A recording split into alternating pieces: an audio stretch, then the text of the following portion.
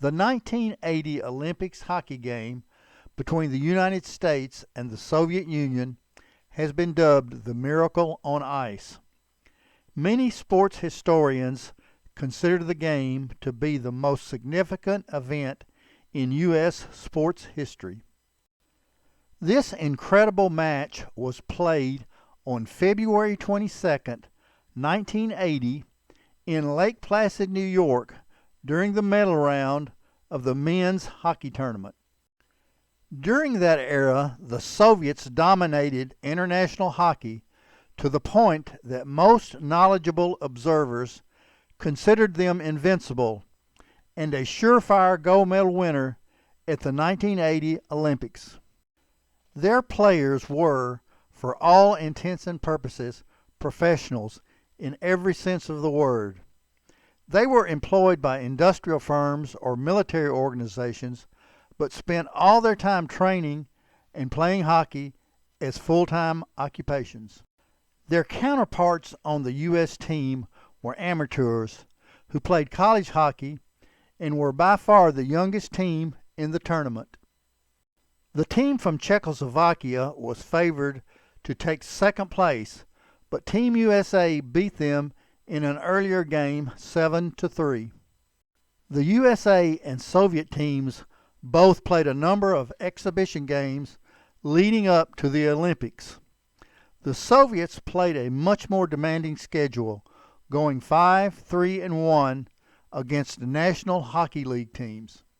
The previous year they had won the Challenge Cup, in which they defeated the NHL All-Star team 6-0. The two teams played each other in the last exhibition game prior to the Olympics on February 9th in Madison Square Garden, with the Soviets soundly defeating the U.S. team 10-3.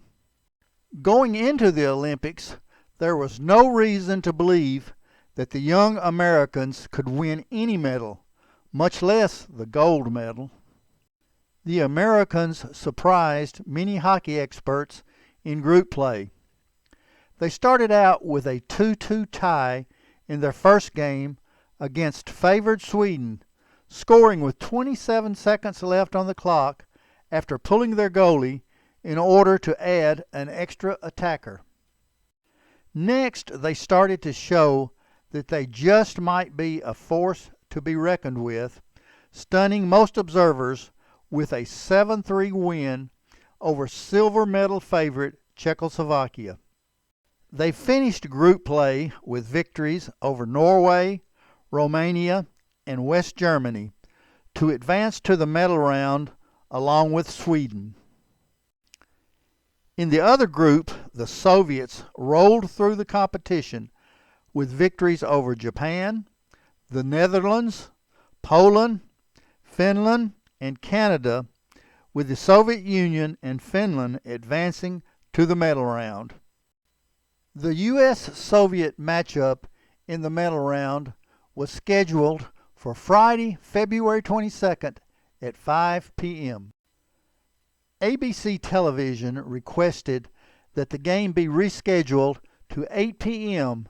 so it could be shown in prime time in America, but the Soviets complained that the game would be at 4 a.m. Moscow time as opposed to 1 a.m.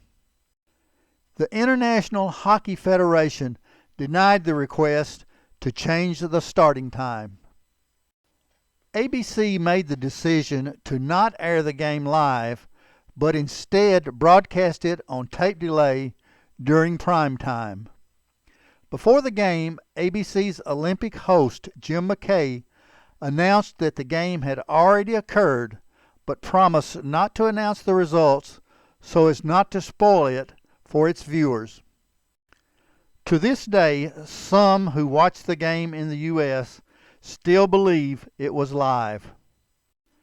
There was a festive, sold-out crowd in the arena for the game. The atmosphere was very electric, with the crowd singing patriotic songs like God Bless America. In the locker room before the game, the U.S. coach Herb Brooks read a statement to the team he had written on a piece of paper. Quote, You were born to be a player. You were meant to be here. This moment is yours." End quote. To everyone's surprise, the U.S. team competed much better than expected against the superior team from the Soviet Union. The first period ended in a draw as Mark Johnson scored a goal miraculously with only 1 second showing on the clock. Inexplicably, the coach of the Soviets pulled their all-world goalie when the U.S. tied the score and replaced him with the backup goalie. Later, he would proclaim that the move was, quote, "the biggest mistake of my career," end quote. The Soviet Union dominated the second period, scoring a goal and allowing only 2 shots on goal and no scores by the U.S. In the third period, the Americans tied the game at 3 on a power play goal by Mark Johnson. Shortly after that, Mike Eruzione scored a goal for the first lead in the game by the U.S. with exactly 10 minutes to go in the game.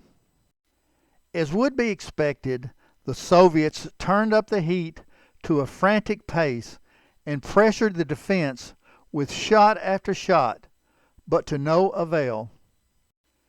As time started to run out, TV announcer Al Michaels began his celebrated call, which concluded with the words he made famous: "Do you believe in miracles? Yes!"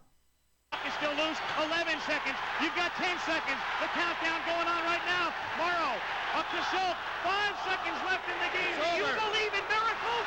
Yes! ABC Olympic sports anchor Jim McKay compared the victory to a group of Canadian college football players defeating the Pittsburgh Steelers, who had just won the Super Bowl and were at the peak of their dynasty. One thing that many don't remember is the fact that the game was not a gold medal clinching victory. The medal round consisted of 3 games of round-robin play. In the final game, the Americans needed to defeat Finland to claim the gold medal. They trailed after the second period 2-1, but ended up winning the game 4-2 to claim the gold medal. Despite the stunning loss, the Soviets remained the preeminent power in international and Olympic hockey. They did not lose to the United States again until 1991. Herb Brooks became famous as a result of coaching that hockey team to Olympic gold in 1980. Many consider the event as the most important moment in U.S. sports history.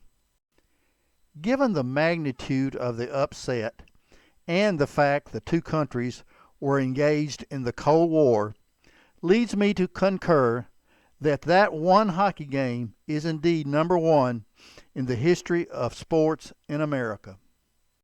If you enjoyed the video, give a thumbs up, make a comment, or most importantly, subscribe to the channel. As always, thanks for watching.